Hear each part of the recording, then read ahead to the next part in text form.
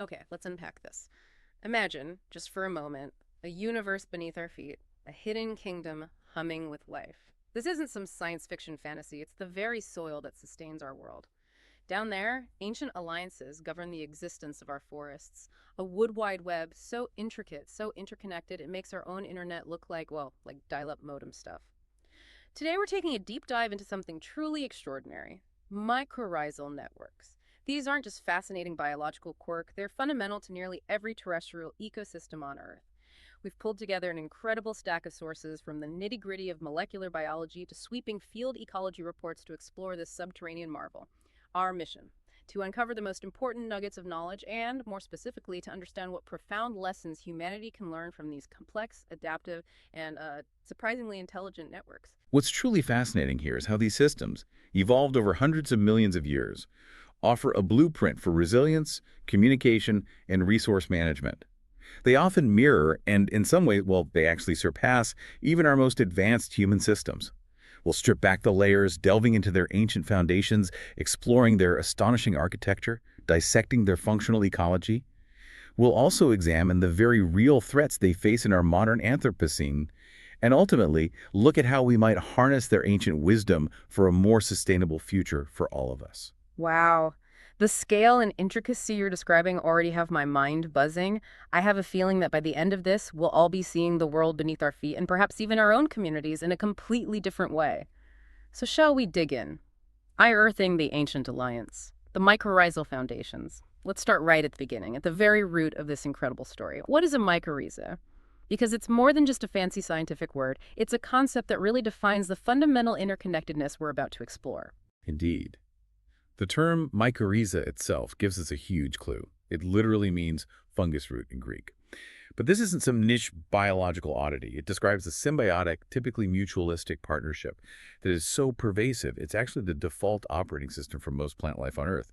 We're talking about an estimated 80% to 95% of all plant species forming these associations. So when you look at a forest or even a field of crops, almost every single plant is engaged in this hidden dance. That's a mind boggling statistic. Almost every plant on land is doing this. So, what does this partnership actually entail? How does this biological trade work in practice? And, what's the big takeaway for us from that kind of ancient successful partnership? It's a quintessential example of biological trade, an intricate natural economic model that has perfected the art of mutualism. The plant, being the master of photosynthesis, uses sunlight to produce organic carbon sugars, lipids, and it shares a significant portion of this energy, often up to 30%, with its fungal partner. In return, the fungus acts as a vast, super-efficient extension of the plant's root system. Think of it as a living, microscopic super scavenger. Its incredibly fine filaments can penetrate tiny soil pores that roots alone could never reach, and it scavenges and delivers essential mineral nutrients, particularly the less mobile ones like phosphorus and nitrogen, as well as vital water, directly to the plant's roots. This exchange is so fundamental that it's widely believed to have been a prerequisite for plants to even colonize land some 400 to 500 million years ago, allowing early flora to establish in what were initially very nutrient-poor terrestrial environments. Wow. When we look at this foundational trade-off, it fundamentally challenges our obsession with self-sufficiency. This isn't just about two organisms. It's a living demonstration that interdependence is often the ultimate strength. Each partner specializes, provides what the other lacks, and together they build something far more robust and efficient. It makes you wonder if our own economies or even international collaborations too often prioritize competition over this kind of robust, mutual specialization, missing out on that shared strength. That's a profound thought. It really is. Now, when we talk about the fungus, most people picture a mushroom, but that's just a tiny fraction of the story, right? The real body of this organism is almost entirely hidden. Precisely. The mushrooms are just the ephemeral reproductive structures, the fruit of the fungus, existing only briefly. The vast majority of the fungal biomass, the true body of the organism, is underground. It's a sprawling, diffuse network called the mycelium, composed of incredibly fine, thread-like filaments known as hyphae. These individual hyphae are typically only a few micrometers in diameter, constantly permeating the soil, twisting through particles and organic matter invisibly. I've heard some truly staggering statistics about the scale of this mycelial network. Can you give us a sense of just how immense this unseen body truly is? The sheer scale is genuinely mind-boggling. A single gram of forest soil can contain up to 90 meters of mycelium. 90 meters in a gram. Yes. Now, expand that globally. Estimates suggest the total length of mycorrhizal mycelium in just the top 10 centimeters of Earth's soil is around 450 quadrillion kilometers. Quadrillion, that number hardly computes. To put that in perspective, that's roughly half the width of the Milky Way galaxy. Okay, that's unbelievable. Half the Milky Way's width in just the topsoil. It's exactly. This living, sticky mesh not only forages for nutrients, but also physically binds soil particles, contributing significantly to the very structure and health of the soil itself. It's an immense invisible infrastructure, a testament to nature's efficiency in resource acquisition and soil engineering. It underscores that what's visible above ground, the trees, the plants, is just a small fraction of the biological activity sustaining an entire ecosystem. It's a constant reminder that the most impactful things are often unseen. Okay, so we have individual fungus root partnerships, and then we have these vast hidden fungal bodies. That scale you mentioned for mycelium, half the Milky Way, mind-boggling. But how do these individual fungal threads and root partnerships go from being just local connections to becoming this vast wood-wide web across an entire forest? What's the mechanism that links them all up? That's where the concept of the common mycorrhizal network, or CMN, comes in. This forms when the mycelium of a single fungal individual, what we call a genet, colonizes and connects the root systems of two or more plants. These are the interplant linkages that truly define the wood wide web idea. What's crucial here is that the connected plants can be individuals of the same species or entirely different species, creating potential conduits for resource and information transfer across the plant community, bridging different parts of the forest. And the existence of these CMNs isn't just a theory, it's been pretty well established, correct? Absolutely. The existence of CMNs is well established through both lab and rigorous field studies. Researchers have demonstrated that a single fungal isolate can indeed colonize multiple plant species and form a physical conduit, facilitating the interplant transfer of labeled compounds like isotopic carbon, nitrogen, phosphorus, or water. To ensure scientific precision, recent research has refined the vocabulary. We now talk about common mycorrhizal networks with hyphal continuity, CMNHC, for cases where direct cytoplasmic links between plants are confirmed, which are vital for direct resource exchange. And a broader term, common fungal network, CFN, encompasses any type of connection formed by any fungus, including non-mycorrhizal species. This precision helps us understand the exact nature and function of different connections. From a human perspective, thinking about this CMN concept, it really shifts our perception, doesn't it? From individual trees competing to an interconnected, interdependent community. It feels like a natural precursor to our own distributed networks. It fundamentally reframes our understanding of an ecosystem. It's a natural model of distributed networks for communication and resource sharing, far preceding our own digital ones. It prompts us to consider the benefits of such interconnectedness in our own systems, for instance, how it can foster resilience by allowing resources to flow to where they are most needed, much like a well-designed power grid. But it also raises important questions about vulnerabilities. Just as our digital networks have vulnerabilities at critical hubs, what might be the vulnerabilities of a highly interconnected natural system? It encourages us to think about community as a living network, not just a collection of individuals. And this isn't some newfangled biological innovation. This partnership has been evolving for a ridiculously long time. It's an evolutionary epic, really. The mycorrhizal symbiosis is one of Earth's oldest and most enduring adaptations, shaping plant and fungal evolution for nearly 500 million years. Its history isn't a single event, but successive waves of innovation, reflecting a continuous co-evolutionary dance between these two kingdoms. Tell us about these waves. How did this ancient partnership unfold? The first wave began at least 460 million years ago, during the Ordovician period. This involved fungi from the subphylum Glomeromycotina, the ancestors of modern arbuscular mycorrhiza, or AM fungi. This primordial partnership was absolutely crucial for early plants to colonize the terrestrial environment, essentially providing a lifeline in what were very nutrient-poor mineral soils. AM symbiosis, as the ancestral form, remains the most widespread today, associating with over 70% of land plants, including most crops and trees in tropical forests. Okay, so that's the foundation. Then things changed. Then, during the Cretaceous period, we saw a major diversification. This was a time of rapid angiosperm radiation and significant environmental change, which led to the independent evolution of new symbiotic strategies. Ectomycorrhizal, or ECM, symbiosis emerged multiple times in different fungal lineages and plant families. This often happened in response to the colonization of new habitats like temperate and boreal regions, where soils were characterized by vast accumulations of organic matter. This period also gave rise to other specialized forms like ericoid and orchid mycorrhizas. Some researchers even speak of a third ongoing wave of diversification linked to plants colonizing biodiversity hotspots or adapting to accelerated environmental change in the Anthropocene. So it's not a static relationship, but one that's constantly adapting. Exactly. This is a dynamic, co-evolutionary process, existing along a continuum from pure mutualism to commensalism, and even at times, parasitism. The outcome is highly context-dependent, influenced by soil fertility, specific genotypes of partners, and other organisms in the environment. It involves ecological specialization, trait matching, and even a degree of partner manipulation. This long co-evolutionary dance demonstrates continuous adaptation and diversification in response to environmental change. It shows that successful partnerships are dynamic and context-dependent, not rigid, which is a powerful lesson for us.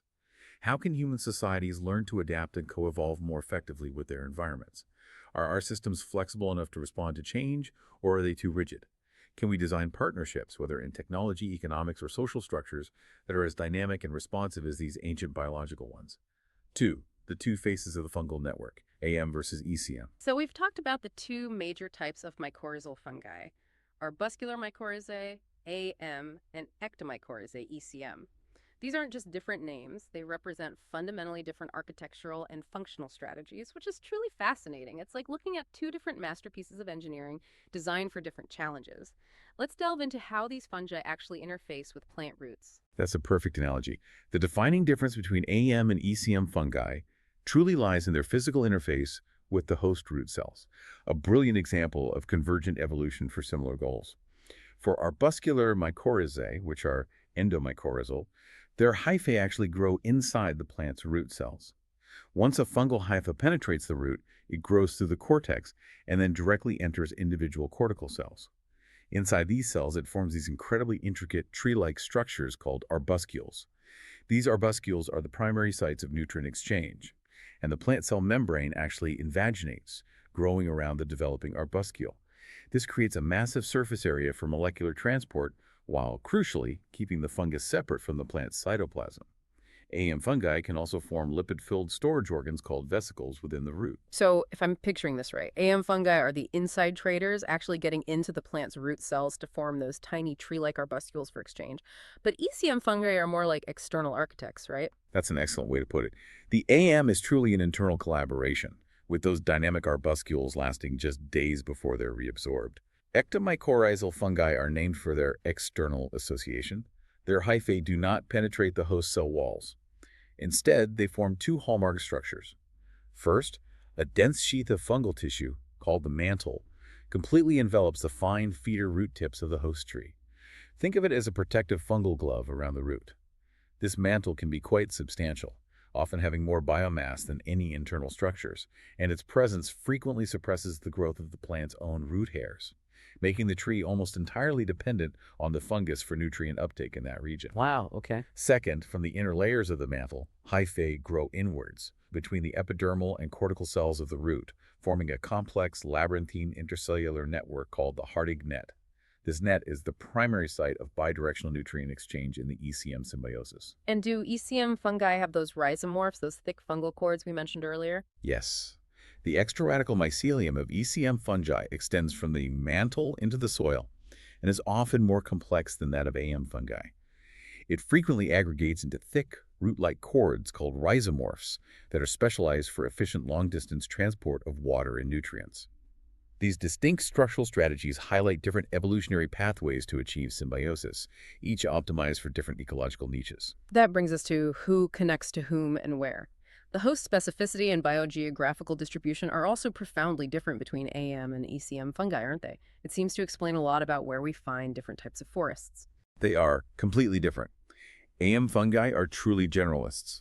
They are evolutionarily ancient and have retained the ability to form symbioses with an exceptionally broad range of host plants, estimated at over 70% of all terrestrial plant species. This includes most agricultural crops, grasses, forbs, and the majority of tree species in tropical forests. ECM fungi, on the other hand, are far more specialized. They associate with only about 2% of plant species, but these species are ecologically dominant in their respective ecosystems. ECM hosts are almost exclusively woody plants, primarily from temperate and boreal families, such as maturity pines, firs, spruce fagaceae like oaks and beeches, and Betuliaceae like birches. This translates into distinct global distribution patterns. AM-dominated ecosystems are the global norm, prevalent in tropical forests, grasslands, and arid lands where their diverse plant partners thrive. ECM-dominated ecosystems are concentrated in the temperate and boreal zones of the northern hemisphere, where vast forests are composed almost entirely of ECM-associated tree families. This latitudinal gradient in mycorrhizal dominance is one of the most fundamental patterns in terrestrial ecology, showing how different symbiotic strategies are perfectly matched to different global environments. So, for humanity, the contracts between these generalists and specialists has huge implications for understanding biodiversity and ecosystem stability, right? It's like nature designed two different tools for two different jobs, each perfectly suited for its environment. What's the biggest lesson there about how specialization drives success? Absolutely. Generalist networks, like those formed by AM fungi, might offer broad resilience because they can support a wider range of plant species and adapt to diverse conditions. Specialist networks, while potentially more efficient for their specific hosts, could be more vulnerable to specific threats or environmental changes that impact their narrower range of partners. This distinction is crucial when we think about managing ecosystems, whether natural forests or agricultural lands. Do we aim for broad generalist resilience or highly optimized specialist efficiency? And what are the trade-offs? It suggests that the definition of success in partnership depends entirely on the context and the environment. That's a great point. Now, let's connect these structural and host differences to their specialized strategies for scavenging, particularly their functional divergence in nutrient acquisition. The distinct structures and evolutionary histories of AM and ECM fungi lead to fundamental differences in how they acquire nutrients, which, as you pointed out, explains their biogeographical patterns. AM fungi are highly efficient at exploring the soil and absorbing relatively immobile mineral nutrients, most notably phosphorus in the form of phosphate ions, from mineral soil. Their fine hyphae can penetrate tiny soil pores inaccessible to plant roots, effectively extending the plant's reach into the mineral soil matrix. And ECM fungi, coming from a decomposer background, have a different trick up their sleeves. Exactly. ECM fungi, having evolved multiple times from saprotrophic or decomposer ancestors, have retained a powerful suite of extracellular enzymes. This enzymatic toolkit allows them to break down complex organic matter, such as the thick layers of leaf litter and humus that accumulate in temperate and boreal forests. By doing so, they can mine nutrients, especially nitrogen, that are locked within organic molecules, making them available to their host trees. This ability to access organic nutrient pools is a key functional trait that distinguishes them from AM fungi and allows their host trees to thrive in ecosystems where decomposition is slow and nitrogen is often the primary limiting nutrient. So this functional split essentially underpins the mycorrhizal associated nutrient economy, or MANE framework, which sounds like a sophisticated way to understand how entire ecosystems cycle nutrients. Correct. This framework posits that the dominant mycorrhizal type in a forest, be it AM or ECM, is a primary predictor of how carbon and nutrients are cycled within that ecosystem. It's a fundamental lens through which we can understand forest biogeochemistry. To summarize, think of AM fungi as the ancient generalists, mostly connecting with things like grasses and tropical trees, specializing in phosphorus from mineral soil. ECM are the relative newcomers, highly specialized for specific woody trees in temperate and boreal zones, masters of mining nitrogen from organic matter. You see how their evolution, their structure, one going inside cells, the other creating nets between them, really reflects these different nutrient strategies and defines the very character of the forests they inhabit. That really clarifies the fundamental differences. These profound differences in structure and function lead us directly into how these incredible networks are actually built and how resources move within them. 3. The engineering marvel, how the network is built and operates. It's one thing to understand what these mycorrhizal networks are, but it's another entirely to grasp how they're actually constructed, this intricate dance between plant and fungus.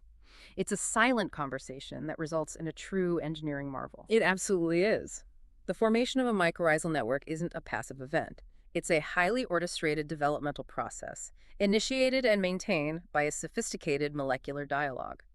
This intricate communication involves a precise sequence of chemical signals and cellular responses that culminate in the establishment of a specialized symbiotic interface deep within the tree's roots.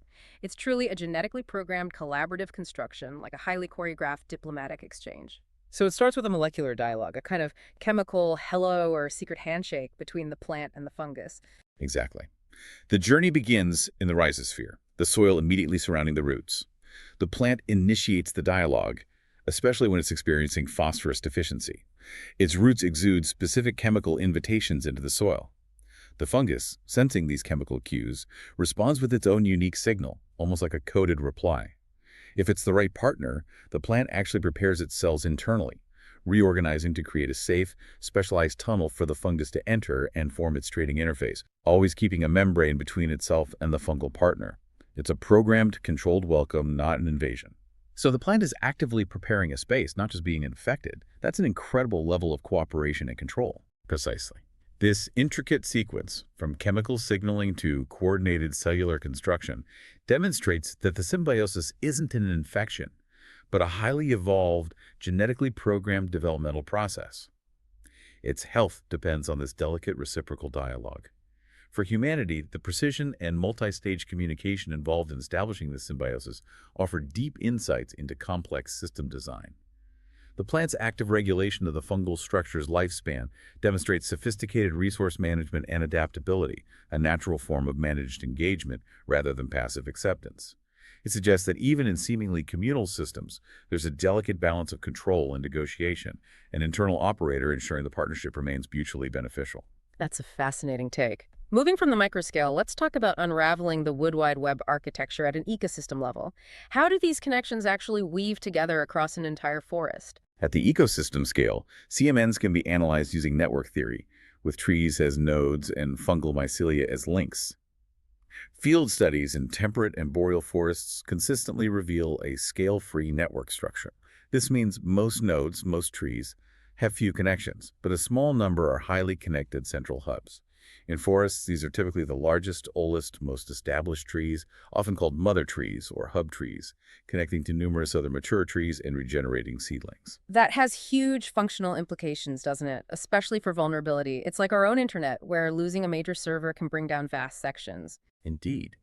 Scale-free networks are remarkably resilient to random node loss, but they are highly vulnerable to targeted hub removal. Removing a single mother tree can cause disproportionate fragmentation and disruption, compromising resource flow to many dependent smaller trees. This insight profoundly reframes forest management, suggesting that conventional selective logging, which often targets large trees, inadvertently dismantles critical subterranean support systems.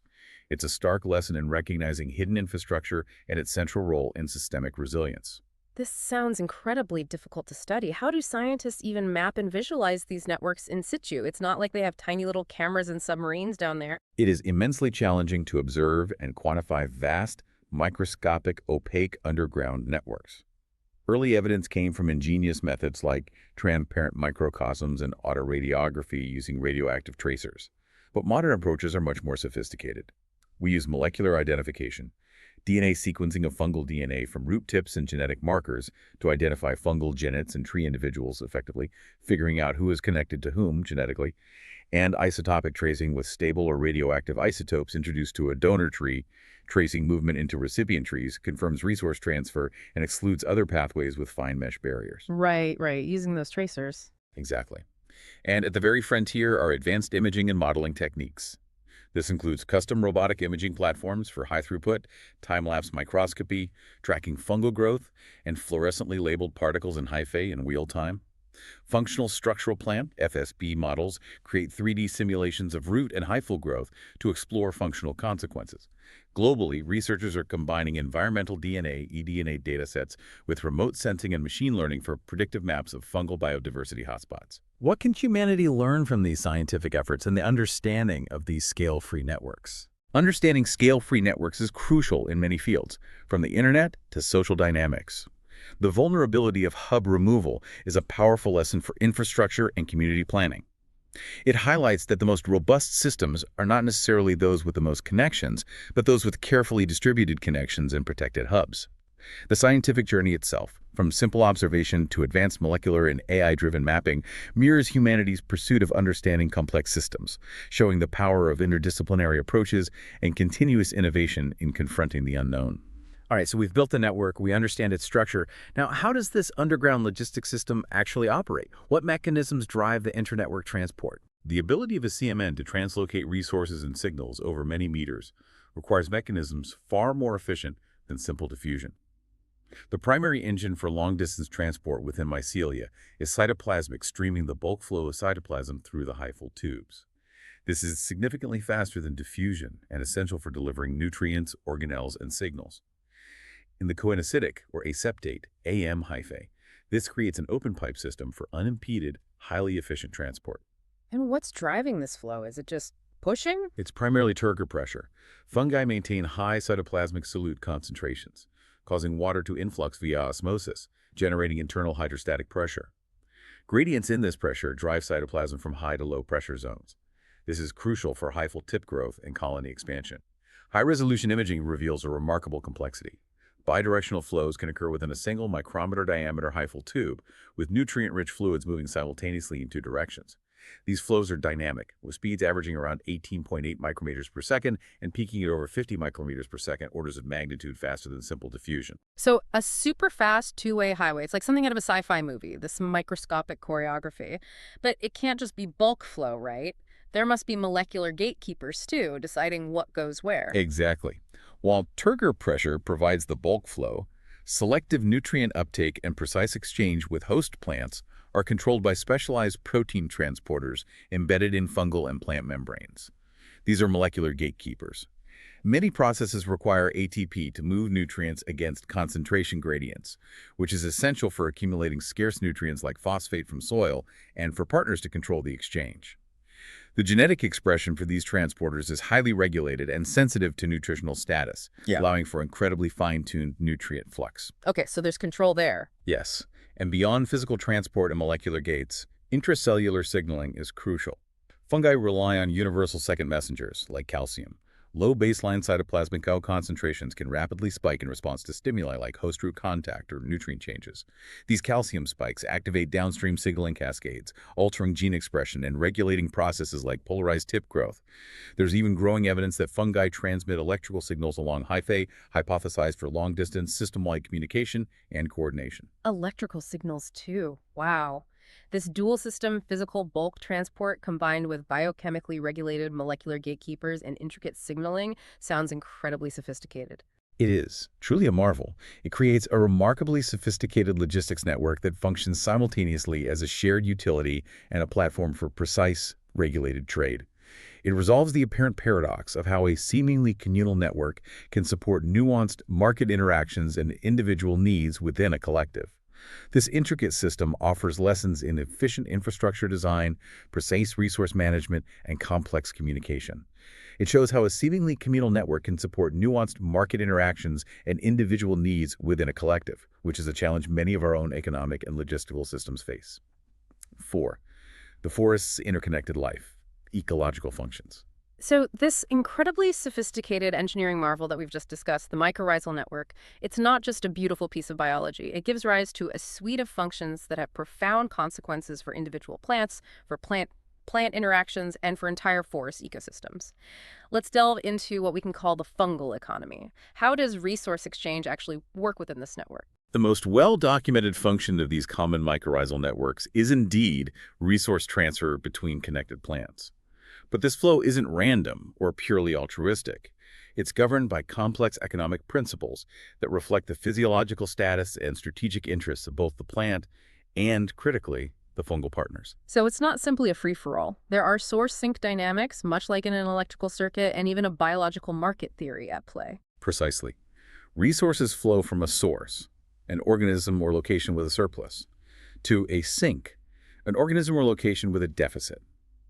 Imagine a sun-exposed canopy tree, a carbon source, transferring photosynthetically derived carbon through the network to a shaded understory seedling, a carbon sink. Or a plant in a nutrient-rich patch becoming a source for a connected plant in a nutrient-poor one. These gradients are dynamic, shifting seasonally or with environmental stress. Biological market theory takes this further, analogizing the symbiosis to a marketplace where partners trade and can discriminate. The fungus, as a savvy trader, preferentially allocates limiting nutrients like nitrogen and phosphorus to host plants that offer a better price, meaning more carbon. So the fungus plays favorites based on what it gets in return. That really shifts the narrative we often hear about forests sharing everything freely. It does. A fungus might divert more nutrients to a non-shaded, high-carbon-producing host from a shaded, low-carbon-producing one. However, it typically maintains at least minimal support for the low-quality host. This strategy provides the fungus with resilience, ensuring its survival should its primary carbon provider be damaged. It also gives the fungus significant bargaining power in the symbiotic exchange, dictating the terms of trade. This mycocentric model challenges altruistic interpretations, helps explain the high variability seen in transfer studies, and frames the network as a fungal-managed resource-gathering enterprise, rather than a purely plant-run cooperative. How do we actually quantify this flow? It must be incredibly difficult to measure something happening underground at this scale. It is challenging, but researchers use ingenious methods, primarily isotopic tracer studies. By labeling a donor plant with a stable or radioactive isotope like carbon-13, nitrogen-15, or phosphorus-33, and using barriers to prevent other transfer pathways like root contact or soil diffusion, scientists can unequivocally demonstrate and quantify the direct transfer of resources through CMNs. For example, studies have shown significant carbon transfer, with a notable example of up to 41% carbon transfer between Festuca ovina individuals in one experiment. 41%, that's huge. It can be. We have also seen significant nitrogen transfer, sometimes up to 80% of a recipient's nitrogen, particularly from nitrogen-fixing legumes. Phosphorus transfer is key in AM-dominated systems, and it's not just nutrients. Hyphal networks also acts as a pipeline for water, redistributing it from wetter to drier patches or from deep-rooted to shallow-rooted plants, a process called hydraulic lift, which is crucial for seedling survival during drought. That's a lot of flow. And the fungal economy illustrates complex resource allocation models, from top-down source ingredients to sophisticated biological market dynamics. It challenges simplistic notions of altruism in nature, instead showing self-interest leading to a robust, efficient collective. What does this tell us about our own resource management?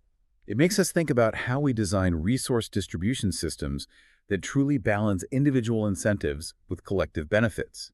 Do we rely solely on central planning, or do we create markets that allow for dynamic, self-interested exchanges that ultimately contribute to the health of the whole?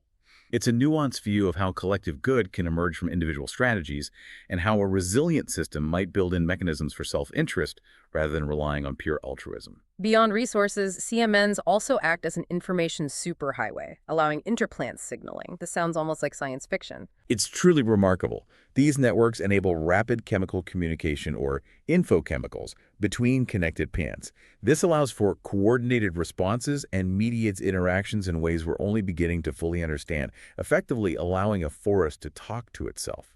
So an early warning system, for instance. Yes, one of the most striking functions. When a plant is attacked by herbivores or pathogens, it doesn't just defend itself, it initiates defense responses and produces signaling molecules that travel through the hyphal network to its healthy neighbors. These unattacked neighbors can then prime their defenses, upregulating defense genes and producing defensive compounds before an actual attack occurs. We've seen examples where aphid-infested bean plants cause neighbors to produce anti-aphid volatile organic compounds. Pathogen-infected tomato plants trigger defense pathways in connected neighbors within hours. It's an incredibly rapid, network-mediated warning system, suggesting plant communities can act as coordinated systems, almost like a collective immune response. That's incredible, a coordinated community response. But I've also heard there's a dark side to this information superhighway. Unfortunately, yes. CMNs can also be used for allelopathy biochemical warfare, where one plant releases toxic chemicals to inhibit competitors. When released into the soil, allelochemicals are often diluted or degraded, but network transport provides a direct, protected pipeline, increasing toxin concentration delivered to target roots and expanding its bioactive zone. For example, juglone from black walnut trees transferred via CMNs has been shown to significantly reduce growth in connected tomato plants, essentially weaponizing the network. Ouch. And then there's the truly intriguing and quite contentious idea of kin recognition, that plants might recognize their genetic relatives and preferentially cooperate. This is perhaps the most intensely debated aspect of the Wood Wide Web narrative. The mother tree hypothesis, pioneered by Suzanne Simard, suggests large hub trees can recognize their offspring and preferentially channel resources like carbon, nutrients, and water to them via CMNs, giving them a competitive advantage. Greenhouse experiments with Douglas fir seedlings have shown kin pairs having greater mycorrhizal colonization and different foliar micronutrient concentrations, with proposed mechanisms involving specific root exudate chemical cues. But this is where the scientific debate gets pretty fierce, isn't it? It challenges our understanding of altruism in nature. It is. Critics argue that robust field evidence for kin recognition in complex natural systems is sparse and often overinterpreted. It's challenging to distinguish true kin recognition from simpler source sync dynamics or microsite similarity. Some studies even suggest more intense competition between relatives due to niche overlap. The difficulty of definitively proving continuous hyphal connections and quantifying net resource benefit in complex field settings means that while the evidence for kin recognition is tantalizing, it's not yet conclusive and remains an active frontier of research. Right. So the jury's still out on that one, scientifically speaking. Very much so. This information superhighway shows the profound benefits of rapid, distributed communication for defense and coordination. It also reveals the potential for dark uses like biochemical warfare. The kin recognition debate reflects our own discussions about altruism, self-interest, and the challenges of scientific proof in complex natural systems. It compels us to consider how we ensure our own information networks are used for collective good rather than harm or misinterpretation, and how we interpret complex natural phenomena. Let's pull back even further. These individual and interplant functions scale up to orchestrate the entire ecosystem. What are the ecosystem-level consequences of these networks? They are profound. CMNs fundamentally shape forest regeneration, community structure, biodiversity, and the cycling of essential elements. Consider plant establishment and competition. Seedling establishment is a critical bottleneck. Connecting to mature tree networks gives seedlings immediate access to a vastly larger soil volume, providing vital water and nutrients, increasing survival, especially in stressful environments. Shaded seedlings can even receive a carbon subsidy. But it's not always facilitative, right? It can be a double-edged sword. No, the networks can also intensify competition, disproportionately benefiting aggressive competitors or acting as conduits for allelochemicals. The net effect facilitative or competitive is highly context-dependent, varying with species and environmental conditions. And how do they shape plant diversity in a community? CMNs mediate interactions, influencing plant community structure and diversity. It's a balance between coexistence and competitive exclusion. They could promote diversity by redistributing resources from rich to poor individuals, buffering weaker competitors, a kind of socialist model. Or, if they operate on a capitalist model, preferentially allocating resources to vigorous plants that produce more carbon, they could amplify competitive advantages, leading to dominance by a few species and reducing diversity. The mycorrhizal type is key. High host specificity of ECM fungi in temperate boreal forests may contribute to lower tree diversity, as only compatible trees regenerate. Generalist AM fungi in tropical forests may contribute to hyperdiversity by placing fewer restrictions on network access. Fascinating. Finally, what about their role in the very foundation of the forest nutrient cycling and soil structure? Here, CMNs are central hubs. The extraradical mycelium is a massive absorptive surface. ECM fungi are gatekeepers of the nitrogen cycle in temperate boreal forests, decomposing organic matter to directly access organic nitrogen, outcompeting free-living decomposers, and reducing nutrient loss via leaching. In terms of soil structure, the vast hyphal web physically enmeshes soil particles into stable aggregates. AM fungi, notably, secrete glomalin, a stable sticky glycoprotein that acts as a powerful soil glue, forming water-stable macroaggregates, improving soil porosity, aeration, water infiltration, and erosion resistance. This creates healthier soil. So they're literally holding the soil together. In a very real sense, yes. Yeah. And this feeds into the entire soil food web. Fungal biomass fueled by plant carbon is a major energy source for below-ground ecosystems, nematodes, mites, springtails. The mycorrhizosphere, the soil influenced by mycelium, harbors distinct bacterial and microbial communities, adding complexity to nutrient cycling and signaling. These networks truly are master engineers of the ecosystem. These networks truly are master engineers of the ecosystem. What insights do they hold for us? They profoundly demonstrate how nature achieves complex, resilient, and diverse communities. From managing regeneration to influencing biodiversity and creating foundational soil health, these networks embody sophisticated engineering. For humanity, this encourages us to think of infrastructure not just as concrete and steel, but as living, evolving systems. What if our urban planning, our agricultural resilience strategies, or even how we foster diverse human communities took inspiration from these self-organizing, interdependent, and adaptive networks? It pushes us to consider biological solutions to systemic challenges, V-threats and the future, mycorrhizal networks in the Anthropocene. We've spent a lot of time marveling at the genius of mycorrhizal networks, but now we have to face a harsh reality. Humanity's footprint is impacting these vital underground systems. What kind of threats are we talking about here? It's a critical concern and, frankly, a paradox. Human activities, from land management to pollution, are fundamentally altering these ancient symbiotic relationships. Our industrial practices, in many cases, are inadvertently working against the very infrastructure that sustains our forests and, increasingly, our agricultural lands. Let's start with forestry and agricultural practices. How do things like deforestation and tillage affect these networks? Deforestation and clear-cutting have the most direct and devastating impact. They physically remove host trees, eliminating the primary carbon source for the obligate symbiotic fungi, and literally destroy the established mycelial network. Forest fragmentation creates edges with altered microclimates and soil chemistry, disrupting the symbiosis and often favoring pathogens over beneficial mycorrhizal fungi. The targeted removal of mother trees during selective logging is particularly damaging because it dismantles the central hubs of the network, compromising support for regenerating seedlings and reducing overall forest resilience. Right, breaking those scale-free network hubs we talked about. Yes, exactly. In agriculture, conventional tillage, or plowing, profoundly disrupts fungi. It repeatedly shreds the delicate hyphal networks in the topsoil, which are the primary source of inoculum. This severe fragmentation reduces the network's ability to colonize new roots quickly, forcing reliance on slower spore germination. This contrasts sharply with no-till agriculture, which preserves soil structure and hyphal networks, leading to healthier mycorrhizal communities. And monoculture farming, growing single crop species year after year, reduces host diversity, leading to a corresponding decline in mycorrhizal fungal diversity, often resulting in less beneficial generalist species dominating. It sounds like we're often dismantling the very systems that could help us. Beyond physical disruption, what about the chemical threat from fungicides, fertilizers, and pollutants? Chemical inputs are indeed a major problem. Many broad-spectrum fungicides used to control crop pathogens are toxic to beneficial mycorrhizal fungi too, directly killing propagules and disrupting network function. High levels of soluble fertilizers, especially phosphorus, diminish the plant's need for fungal partners. When nutrients are readily available, the plant reduces its carbon allocation to roots and fungi, as the symbiotic trait is no longer cost-effective, leading to a significant decline in mycorrhizal colonization and network breakdown.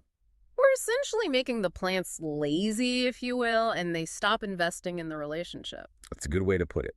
Globally, atmospheric nitrogen deposition from fossil fuels in agriculture acts as uncontrolled fertilization. In historically nitrogen-limited forests, this excess nitrogen shifts the competitive balance, impacting specialized ECM fungi and potentially reducing fungal diversity. Lastly, heavy metal pollution.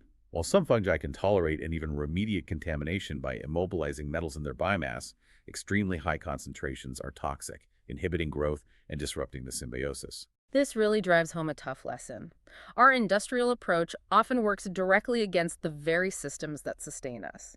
The degradation of these networks shows the unintended consequences of short-sighted management and chemical dependency. It compels us to learn about designing systems that work with nature rather than against it. Especially in agriculture and resource extraction, the long-term cost of disrupting these natural alliances far outweighs the short-term gains. It's about ecological intelligence becoming central to our design principles, understanding that the unseen infrastructure is just as vital as the visible.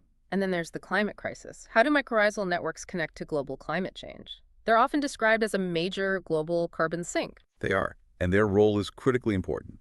Climate change drivers warming, altered precipitation, elevated co-euro are creating novel conditions that affect mycorrhizal symbiosis in complex ways. Warming can stimulate metabolism in cold-limited areas, but excessive heat and drought cause stress, reducing carbon application of fungi and potentially shifting fungal community composition. Altered precipitation, especially increased drought frequency, can strengthen the symbiotic dependency as plants become more reliant on fungi for water, but severe drought can also kill the fungi. Elevated co-euro, well, it can stimulate photosynthesis and carbon allocation to roots and fungi, theoretically enhancing networks. However, this co-euro fertilization effect is often limited by the scarcity of other nutrients like nitrogen and phosphorus. But the carbon connection itself is staggering, isn't it? The sheer amount moved underground. Absolutely staggering. Mm. CMNs are massive biological pipelines, actively pumping carbon from the atmosphere through plants and into the soil for long-term storage. Globally, plants allocate over 13 gigatons of co-euro equivalent to mycorrhizal fungi each year. 13 gigatons. Yes, that's more than 36% of annual carbon emissions from fossil fuels just moving through this fungal pathway into the soil. That's an incredible amount of carbon being moved by something we often can't even see. How does it get sequestered down there? It's sequestered through several key mechanisms. First, carbon is incorporated into the vast, growing fungal biomass itself, the hyphae. Second, fungi exude stable organic compounds like glomalin from AM fungi, which is particularly stable, resistant to decomposition, and acts as that powerful soil glue, forming stable soil aggregates that physically protect other organic matter. Third, when hyphae die, their carbon-rich remains, called necromass, are incorporated into soil organic matter, often becoming stable reservoirs associated with mineral particles. So if we damage these networks, it creates a perilous feedback loop for climate change. Exactly. All the anthropogenic stressors we discussed, deforestation, tillage, over-fertilization, pollution, climate change itself, disrupt this vital carbon sequestration pathway. By severing hyphal connections, altering the symbiotic trade balance, and causing shifts in fungal communities, human activities degrade the biological infrastructure that helps buffer the planet against the very changes we are causing. This accelerates global change, making the study and conservation of mycorrhizal networks critically important for planetary stewardship. The mycorrhizal network's role in the global carbon cycle is a critical lesson in nature-based climate solutions. It demonstrates the immense, often invisible power of biological systems to regulate planetary processes. We must integrate this understanding into our climate strategies. Now, you mentioned earlier that the popular Wood Wide Web narrative has sparked some vigorous scientific debate. Let's tackle that head on. What's the critical synthesis of this scientific controversy? It's a very healthy and necessary debate, showing the rigor of scientific inquiry. The popular narrative, which often portrays forests as highly cooperative, communicative superorganisms, has been invaluable for raising public awareness. However, science requires constant scrutiny. The debate largely revolved around three central claims that became cornerstones of the popular story: that CMNs are ubiquitous and extensive, that they facilitate significant resource transfer that boosts recipient plants, and that mother trees recognize kin and preferentially direct resources and signals to them. Okay. And what's the critique? Where does the scientific community push back? In 2023, notably, a series of papers, including one by Karst et al., presented a systematic critique. They argue that the scientific literature suffers from a positive citation bias, where studies with positive or significant effects are cited more frequently, potentially skewing perception. They contended that while CMN existence is not doubted, widespread functionality in terms of significant benefits to recipient plants is weak and highly context-dependent. A review of field experiments showed highly variable effects on seedling performance: positive, neutral, or sometimes even negative. Furthermore, they argued that the most sensational claims, particularly kin recognition and preferential offspring support, lack direct, peer-reviewed evidence from complex field studies and are often based on overinterpretations of greenhouse studies. Right. So correlation isn't necessarily causation in the wild. How have proponents of the CMN hypothesis responded to that? Researchers like Suzanne Simard and her colleagues have responded by arguing that the critiques misrepresent the vast body of research and set an unreasonably high bar for evidence in complex, difficult-to-study systems. They contend that the critics' methodology can be flawed, for example, by inappropriately using popular media claims to formulate scientific hypotheses, and by excluding a large body of relevant research on nurse plant effects, where CMN colonization of seedlings is a primary mechanism of facilitation. They emphasize that below-ground transfer occurs via multiple pathways, and CMNs are indeed one of them, even if its precise contribution is hard to isolate. What are the core methodological challenges at the heart of this debate? Why is it so hard to nail down? The microscopic, opaque, and complex nature of the soil environment makes it exceedingly difficult to definitively prove a continuous functional hyphal link between two trees in a natural forest. A primary challenge is distinguishing resource transfer through the CMN from other potential pathways. Resources could lead from the donor's roots or hyphae into the soil solution and then be taken up by the recipient, what's called the soil pathway. Okay. Or direct root-to-root grafting could facilitate transfer. While experiments use fine mesh barriers to exclude roots, these don't prevent movement of water and dissolved solutes through the soil itself. Many observed patterns of resource flow can also be explained by simpler, less cooperative mechanisms, such as passive source-sink dynamics. The mycocentric perspective, as we discussed, also provides a powerful alternative, suggesting resource flow patterns are dictated by the fungus's own metabolic needs rather than any altruistic impulse. This scientific debate itself is a profound lesson for humanity, isn't it? It showcases the rigor of the scientific method, the importance of critical thinking, and the need for nuanced understanding even when popular narratives are compelling. Absolutely. It reminds us not to rush to conclusions, especially when dealing with complex, hidden systems, and to embrace legitimate scientific uncertainty as a part of ongoing discovery. It's about intellectual honesty and a continuous quest for deeper understanding, pushing the boundaries of what we think we know. So, looking to the future, what are the unanswered questions and what emerging technologies are on the horizon for mycorrhizal research? Where do we go from here? The field is incredibly vibrant. Despite decades of research, many fundamental questions remain, representing exciting frontiers. We need to better understand network structure and longevity, how extensive, continuous, and persistent are CMNs in different types of forests, and how does their architecture change over time. Regarding mechanisms of transport and signaling, what are the precise biochemical and biophysical regulations of bidirectional multi-resource flow within a single hypha? What are the specific chemical identities of defense or kin recognition signals, if they exist in the way proposed? And what's the full role of electrical signaling? From the fungal perspective, we need to understand what drives fungal resource allocation strategies, how they balance costs and benefits for multiple hosts, and under what conditions the symbiosis shifts from mutualism to parasitism.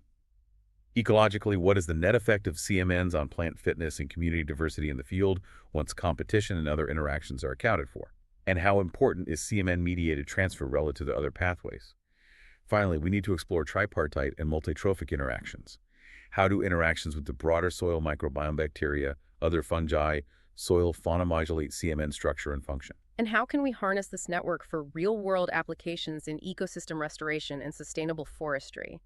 It feels like the wisdom from these networks could be incredibly practical. Deepening our understanding enables truly practical environmental solutions. The biotechnological potential is vast. In sustainable agriculture and forestry, mycorrhizal fungi are increasingly recognized as powerful biofertilizers and biostimulants. Inoculating crops and tree seedlings improves nutrient uptake, growth, yield, and stress tolerance, offering a path to reduce reliance on synthetic chemicals. We can integrate this with precision agriculture using sensors and drones for targeted inoculants. This sounds promising. For ecosystem restoration, CMNs are critical tools. Inoculating degraded landscapes, former mines, eroded slopes, post-fire areas with appropriate native mycorrhizal fungi dramatically accelerates plant establishment and survival. It kickstarts nutrient cycling, improves soil structure, and rebuilds microbial communities, creating resilient ecosystems. And of course, the big one, carbon farming and climate change mitigation. Exactly. Recognizing CMN's immense carbon sequestration capacity opens new avenues. Agricultural and forestry practices that protect and enhance mycorrhizal communities, no-till farming, cover cropping, old-growth forest conservation are forms of carbon farming. They actively manage soil biota to maximize carbon flow from the atmosphere into stable, long-term soil pools, making them vital allies in our fight against climate change. This future direction offers direct, actionable lessons. From adopting sustainable farming practices to restoring degraded lands and actively mitigating climate change, humanity has the opportunity to align its practices with the wisdom of these ancient networks. It's about applying ecological intelligence to design a future that supports both human and planetary well-being. It's a shift from exploitation to integration, acknowledging that our fate is deeply intertwined with the health of these hidden subterranean alliances. And just like that, we've journeyed from the microscopic hyphae to the global carbon cycle, all through the lens of mycorrhizal networks. What an incredible deep dive, uncovering the intricate intelligence hidden beneath our feet. Indeed. It underscores that our understanding of nature is constantly evolving.